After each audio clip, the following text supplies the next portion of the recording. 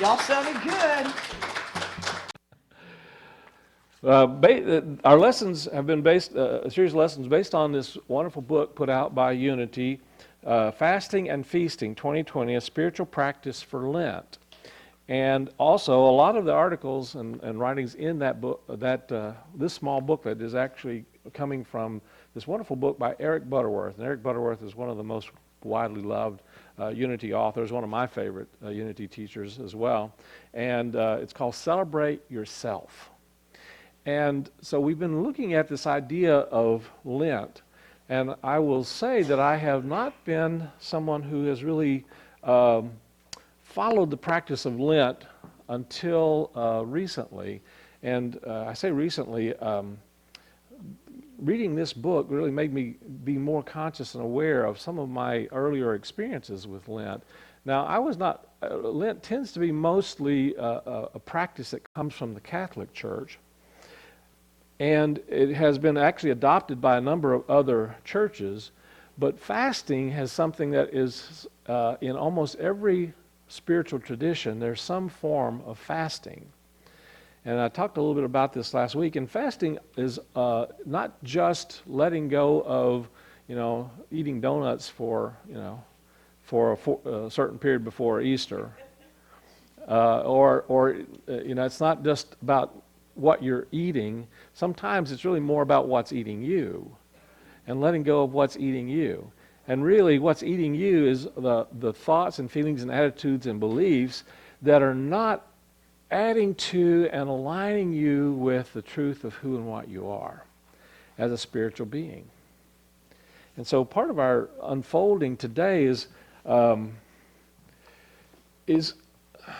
celebration of what Paul called the mystery hidden for ages, Christ in you, your hope of glory. Now, Christ is not Jesus' last name. I'm sorry to disturb if that disturbs anybody here. Christ is an awareness of the divinity that was in Jesus. But Jesus also, and Paul taught, that Christ, that same Christ, is within each and every one of us. And so this morning, I invited everyone to greet each other with something like this, namaste. And namaste is a term, and also namaskar, which is a term really that is a greeting that is used mostly in India, that means I behold God in you, or I salute the presence of God in you. And so our practice this morning was not just about being afraid of the coronavirus. Our practice was about connection. And so one of the things that we were invited to do this last week was to fast from the experience of loneliness. And loneliness is something that, anybody ever been lonely? We all have. We all have at times this sense or this feeling of being alone. And the feeling of being alone is kind of a misunderstanding of our true nature and our true spirit. The Course in Miracles, I remember reading something, it was either something from the Course in Miracles or something that someone wrote about the Course in Miracles. But this word alone, if we actually add another L in the middle of that, it actually says all one. And so if we really begin to shift our understanding about loneliness and move into an understanding that even if we are not necessarily feeling a connection with an other, if we can begin to practice this understanding that we are actually all one, and really begin to understand that we are not only all one with each other, but we have a tendency to try to experience connection out here before we have truly made the connection that we're looking for. And the connection that we're truly looking for is not with another person. It's not with something out here. The connection that we're looking for is really a reconnection or a reawareness or a realignment with, as Abraham Hicks talks about, with the source. And so what we have a tendency to do is to look for something out here, a connection out here in the world that is somehow going to take the place of this or transform or somehow fill up this feeling of loneliness. But what we're really seeking is a reconnection with our unique divine nature, with that which is true in each and every one of us. And so what we're really seeking and desiring is to experience more of that alignment and more connection with the source of all creation, which is the divine. We are created in the image and after the likeness of the divine. And one of the things that I heard or read recently from one of the Abraham works is that, you and I exist not just as physical beings in this world, but we are at this very moment and at all times existing in what might be called the invisible realm, or the realm of energy, or the realm of spirit. You exist not just here, but you exist in the awareness of consciousness of all that is. And part of our unfoldment is to begin to recognize that we're not just these, not just our thoughts, we're not just our feelings, we're not just our emotions, we're not just our body. We are a unique spiritual expression of the one creative presence and power in the universe. And so part of our unfoldment is to begin to realize that we are learning how to, and the word that actually came to me last week and this week again, is to begin, the word identity has really been coming back to me this week for some reason. And so part of our understanding is, what is it we are identifying with, and what are we identifying as? Are we identifying with all of the things that are going on in this amazing milieu of news and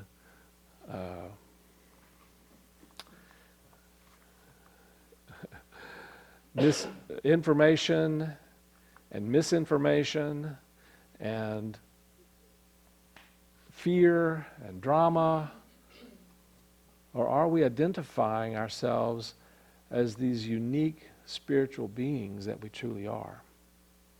And so one of the reasons why I thought it was valuable, and actually my wife Julie suggested this, and they're talking about this in a lot of different places, is how do we greet each other if we're not going to hug and we're not going to give handshakes, we're not going to give each other a kiss on the cheek?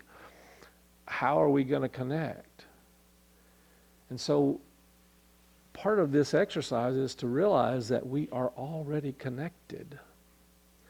And we're already connected on a spiritual level. And to begin to identify more with the truth of who and what we are by acknowledging and seeing the truth of what everyone else is. And so in Unity we have this practice, it's been around for I don't know how many, it's probably since the beginning of Unity, is of just simply saying, I behold Christ in you. Now what does that mean? Well, what that really means is, I see you as you truly are. Not just as you believe you are, but as you truly are. I see the truth of you. I see you as a unique, amazing spiritual being who is here expressing in whatever way is the highest and best for you to express the truth of your nature and the truth of your being. And I also acknowledge and recognize that you may not always express that truth the way that I think you ought to. And that part of me that has that feeling of you don't always express that truth the way I think you ought to, is part of what we need to begin to fast from.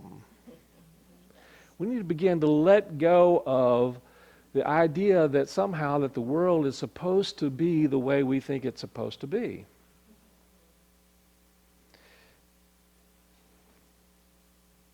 Oftentimes we have a tendency to think that we try to maintain a sense of the status quo. You know, we try to keep things familiar so that we can be comfortable. And so we go out into the world and we try to get the world to be the way we think it's supposed to be so that we can be more comfortable. But the world was not created for the purpose of us of being the way that we think it's supposed to be so that we can be more comfortable. In a real sense, the world is continually being created in such a way that it helps us get out of our comfort zone. It's going to do that one way or the other. It's going to challenge us to really come up to a higher awareness, to come up to a higher level, and it often does that because it challenges us in not being the way we think it's supposed to be. You follow what I'm saying? Does that make sense? And so part of what we have a tendency to do is, you need to be this way so that I can feel more comfortable. No one here has ever done that, of course, but we try to get people, the world, life, to unfold the way we think it's supposed to, rather than participating in the power and the creative energy of focusing on what we truly want and desire in life, as opposed to trying to push away what we don't want. See, the moment that we move into the energy of trying to push away what we don't want, we're actually giving more energy to what we don't want. And so the very energy of fear is the energy of trying to resist what is. And so what we're learning how to do is to shift our awareness from, as a creative being, from trying to put our energy and focus on what we don't want into creating more of what we truly do want. So I thought about this in terms of what's going on with the coronavirus. I don't know if you guys noticed, but there's a lot of fear around that. And I don't want to discount that there's something going on. And I don't want to discount the suffering that people have experienced as a result of that. And I want to really be compassionate with those who are going through the difficulties of this. But one of the things for us to really pay attention to is what is the energy that we are approaching the situation. And so one of the things that we might want to ask ourselves is, what's my energy and vibration about that? What am I putting into the world about that? Am I putting out a lot more fear? Or am I simply being conscientious, health conscientious, wholeness conscientious? Am I identifying myself as someone who is vulnerable to that? Or am I identifying myself as someone who is healthy, whole, strong, well, filled with the divine energy and life of God? And the energy and this is one of the things that Myrtle Fillmore basically did. Myrtle Fillmore was a co-founder of Unity. Those who are not familiar, Unity was formed and founded by a husband and wife couple, Charles Fillmore and Myrtle Fillmore. And Myrtle Fillmore was diagnosed with tuberculosis. And in that time, back in the 1800s, this was a death sentence. And she had family members who all had died from tuberculosis, or many of them. And she was told, okay, well, you're going to get this, and you're probably going to die from it. But she went to a lecture by a man by the name of E.B. Weeks. And E.B. Weeks had one thing that really stuck out for her in his lecture. And what he said was, You are a child of God. Therefore, you do not inherit sickness. Let me say that again. You are a child of God. Therefore, you do not inherit sickness. And so she took that to heart. And one of the things that she began to do is she began to practice every day talking to the cells of her body, because she began to realize and get that there is a life and an intelligence that is divine life and divine intelligence in everything. And every cell of her body has and is filled with divine life and intelligence, and we can communicate with it. And so she began to communicate with the cells of her body. And she began to say things like, interestingly enough, I think she actually was doing Ho'oponopono with the cells of her body. How many are familiar with Ho'oponopono? She was basically saying things like, I'm sorry for all the negative things I had to say about you and thought about you. Please forgive me for whatever is in my thinking and my energy and my consciousness that created this sense or this feeling of illness. Thank you for all the amazing, wonderful things that you have done and do for me. And I love you. And it occurs to me that not only is that one presence and one power, that one intelligence in the human body and in every cell of the human body, the more we identify with that, the more we align ourselves with that knowing and that assurance, then that we are then manifesting and drawing forth more of that expression of that life and that health and that wholeness in all aspects of our being. And I know people who have overcome significant illnesses by that one practice, by simply honoring and imagining and identifying themselves as whole and complete and filled with life and filled with vitality and energy, and speaking in love and grace and power to the cells of the body, thanking it for the work that it does. And it really came to me this last week, and I'm going to invite you guys, if you will, this may be a little esoteric for many of you, I don't know, maybe it's not. But it occurs to me that there's only one presence and one power in this universe. We talk about that in unity, that really is there only one presence. There's only one presence, and that is the divine presence. And everywhere and everything, there is a divine presence. Now, we may not always see that divine presence because it doesn't look exactly the way we think it's supposed to. You follow what I'm talking about? But there is a divine intelligence and energy and a presence always in all things. How could there not be? It's not possible. So that made me reflect on this understanding of the one presence and one power, and it occurs to me that if that's true, then that is also true that this presence and power is in this coronavirus. Now that may seem strange to you. But if there really is only one presence and one power, and that presence and power is life and is love and is intelligence, then that life and that love and intelligence has to somehow exist also in this coronavirus.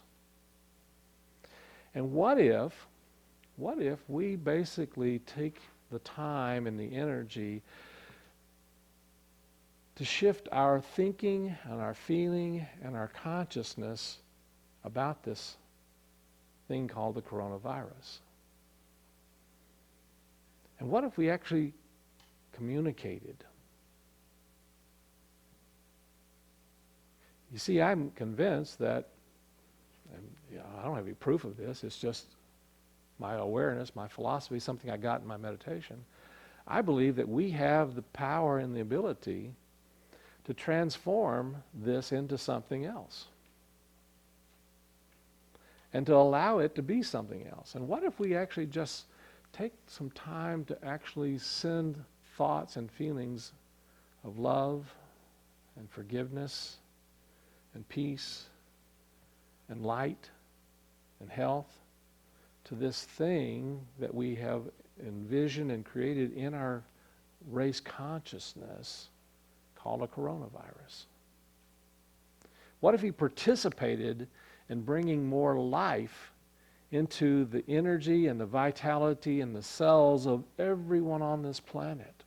What if we spoke the words of love and health and healing not only to the people on this planet, the animals on this planet, the life on this planet, but to the life of the coronavirus itself? And ask it. Ask it to be transformed into something that is safe and secure. Again, this maybe this is outside of, maybe it's too esoteric, I don't know.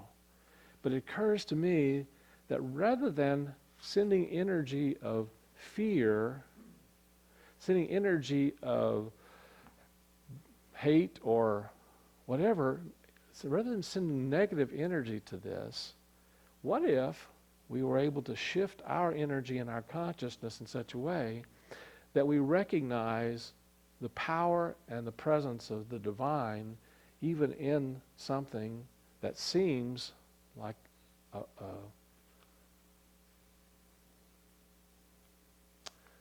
a negative thing?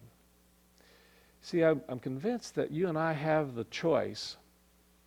We have the choice of either emanating anabolic energy or catabolic energy.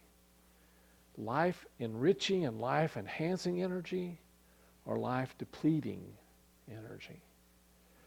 And if our thoughts about this are catabolic, if the thoughts and feelings and attitudes and beliefs we have about it are really more life depleting, aren't we just adding to the energy and the fear of all of the things that are going on? What if we collectively decide that we're going to send thoughts of peace, of health, of wholeness, of life, of oneness, of connection? What would that happen? What would happen, do you think, if we put that kind of energy out? Well, the law of attraction says we're going to draw back more of that kind of energy. We're going to really begin to be a light in the world that the world truly wants and needs at this time. And so what I encourage us to do is to really become part of a divinely appointed prayer group and be open to shifting our thoughts, our feelings, our attitudes, and our beliefs about this whole experience so that we are not sticking our head in the sand. Certainly we want to do those things outwardly in this world that help us to be more healthy and to be more safe and to be more conscientious of well-being. We want to eat well. We want to eat healthy. We want to, get plenty of rest. We want to wash our hands. We want to do all those kind of outer things. That's all important. But at the same time, what if we make the choice and decision to let go any energy that we have that is resisting and fearful about this and really put our energy into a knowing that there is a presence and a power that is life and health and wholeness even in the midst of this. That's, I believe, how we turn life around. Eric Butterworth talks about this in his book, Celebrate Yourself. If we are focusing on all of the things that we don't want in our life, we are feeding more of what we don't want in our life. But if we're focusing on the abilities to really stay centered in knowing what we desire and what we really want to create and what we want to experience and what we want to have, and we're putting out those kind of energies and vibrations in the world, the law always works. What you sow, you reap. And so my lesson for this week that I get to share with you is to really begin to pay attention to all of my thoughts and feelings and attitudes and beliefs, not just about the coronavirus, but whatever it is that I really want to express more of in my life. And what I really want to express more of in my life is that authentic connection that I have with something higher, something greater. And stop looking for something out here to give me that connection, but also be that connection. Because there's a really great principle at work that what you put out, you get back. And so in the very act of namaste, I behold the Christ in you. I'm not only enhancing and bringing forth the possibility that someone will be able to see and experience more of that divine nature within themselves, but I'm actually being that divine nature by seeing the divine. What you see, you are actually expressing. And so let's take some time this week to really hold that awareness of everybody that we come in contact with, or anybody that we don't even come in contact with, we just happen to think about. And just in your heart and mind, hold that awareness, hold that feeling that this is a divine being coming into my life and my world, as they say in, I think it's in the Hindu tradition, to give me darshan. Darshan means a blessing, a teaching, a lesson. So everything and everyone that comes into your life and your world is there to show you and to teach you more of how you can realign and reconnect with the source of your being, with who you truly are. You, as Jesus said, are the light of the world.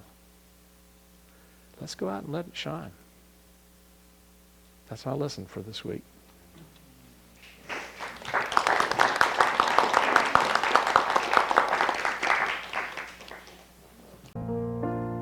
You can change the world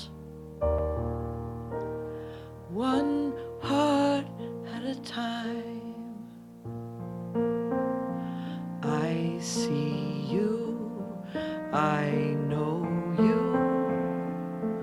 you're a part of me.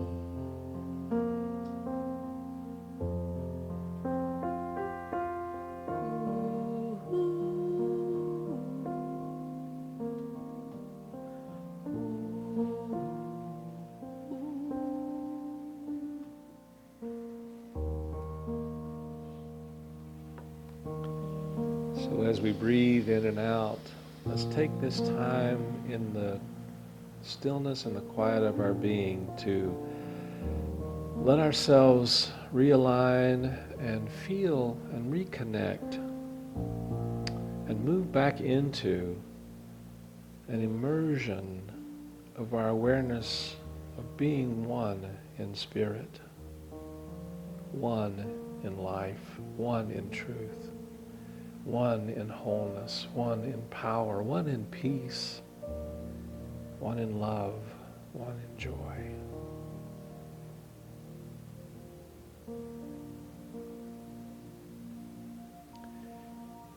And as we open ourselves up to this divine connection, let's be conscious and aware. And I invite you to take a moment now to actually let your awareness rise above, to rise above you way up into the heavens, to the very center of all things, which is the source of all being, which is that one connection with the divine.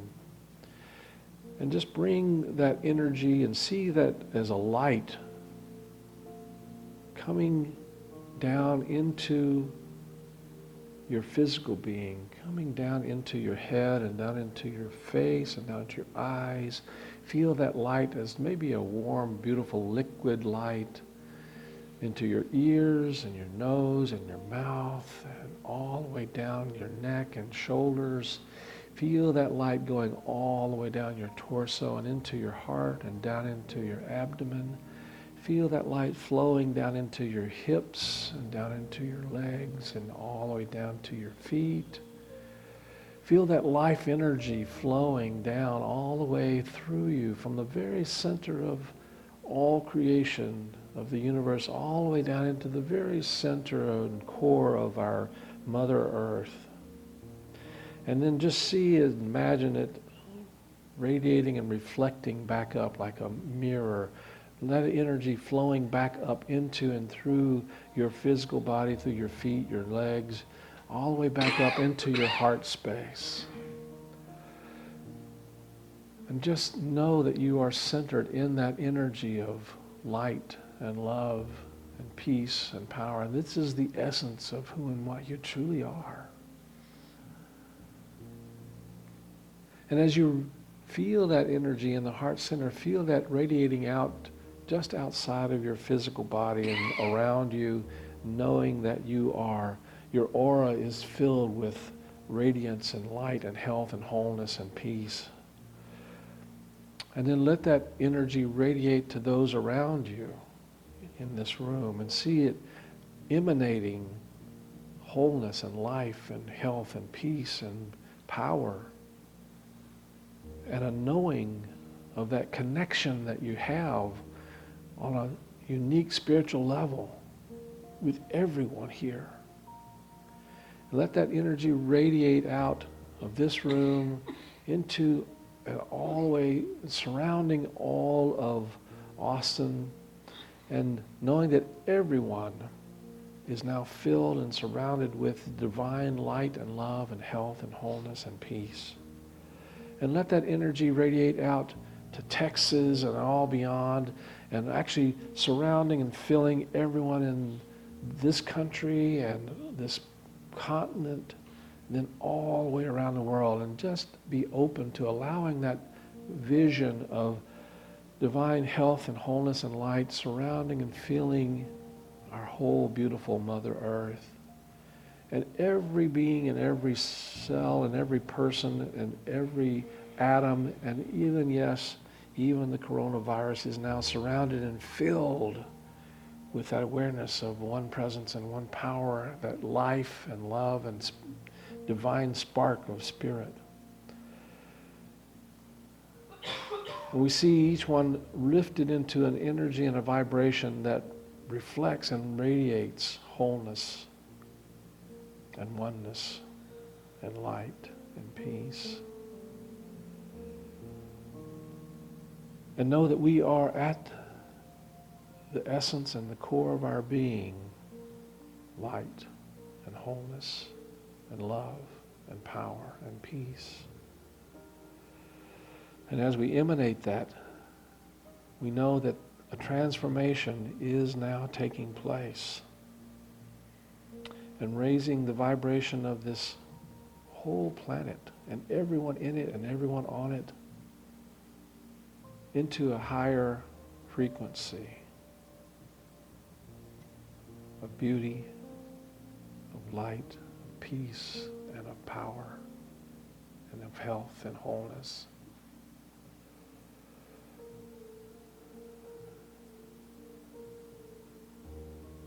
And let your heart be filled with a feeling and a sense of gratitude, knowing that you are now a radiating center of divine health and wholeness and light and life, not only in your own physical being, but also as a radiating light to others, seeing that wholeness and that truth in them, knowing the truth of their unique spiritual nature.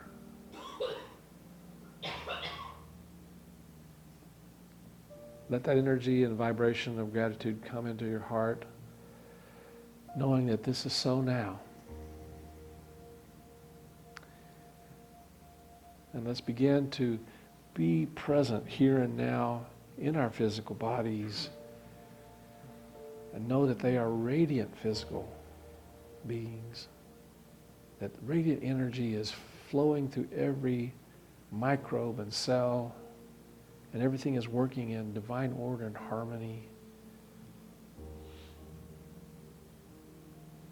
And when you're ready, just take a nice deep breath, breathing into that heart space. And again, take another nice deep breath. Let your awareness begin to return to this room, this time, and this place, knowing that you are still centered in that light. And when you're ready, gently open your eyes.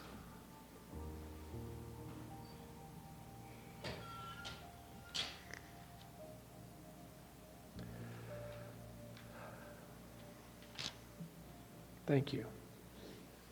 Thank you. Thank you.